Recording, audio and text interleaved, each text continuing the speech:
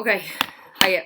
So today I wasn't in, so I did a video recording of um the class. So I've no idea if it's.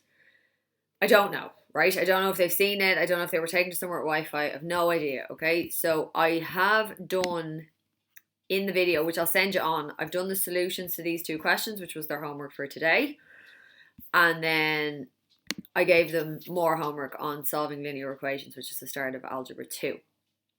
So I'll send you on the video I sent them today. And obviously, if they've seen it and they've done these questions, then great. If not, you might need to go back and talk through these questions again. We'll have to play that by ear tomorrow. I'm not sure. So then I went into Algebra 2 and I didn't want to teach them too much. So I basically spoke through this and I said that you can solve linear equations using trial and error because they know what trial and error is. I skipped this, so this is actually what I want you to do with them tomorrow. And then I just went on to solving linear equations. I didn't show them how to do it because they already know how to solve linear equations, and I just gave them 4 questions. Now I know this one says solve the linear equations by graphing, but I had scribbled out the graphing and just had solve linear equations. I'm just going to go back in.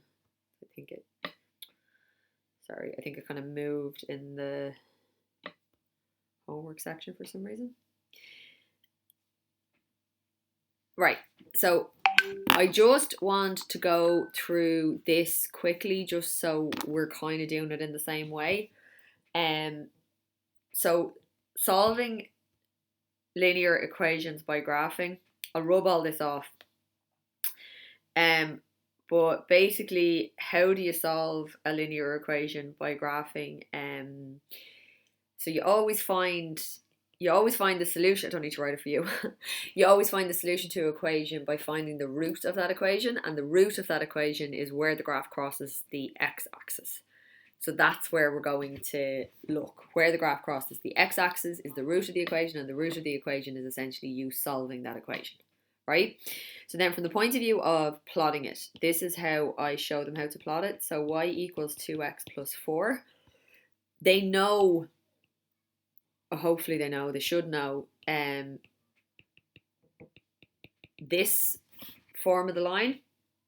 So if they know that form of the line, then they should be able, we've done sequences and series patterns, so they should be able to tell you that 4 is the y-intercept. So that, whatever. So then I tell them, I'm going to do this messy, but I tell them to go and put a big dot on 4. Yeah? I'm just doing it big so I can erase it. So they put a big dot on 4. Then they take this and they realise that the slope is 2. So they know that m stands for slope and the slope is 2. And they know that the slope is rise over run.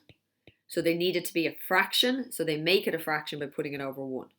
So now they know that the rise is 2 and the run is 1. So I always tell them to run first,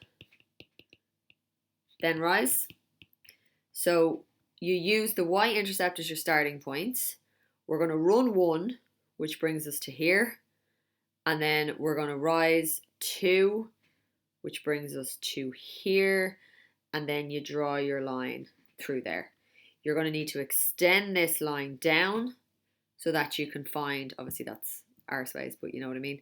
Extend the line down so that you can find where the graph crosses the x-axis. Hopefully it's at, what is it, -2? Is it -2?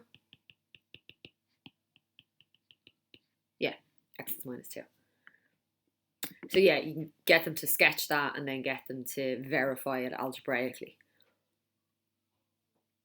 Yeah? I don't necessarily think the rest of it is hugely important.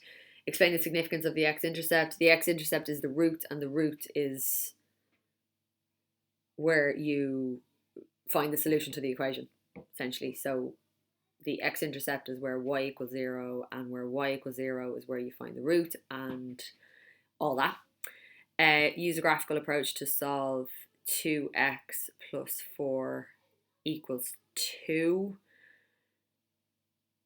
So if we're doing 2x plus 4 equals 2, then essentially that's y equals 2. So you'd have to draw a line across at y equals 2. It's another bad line. See where it crosses here and drop down and get a value.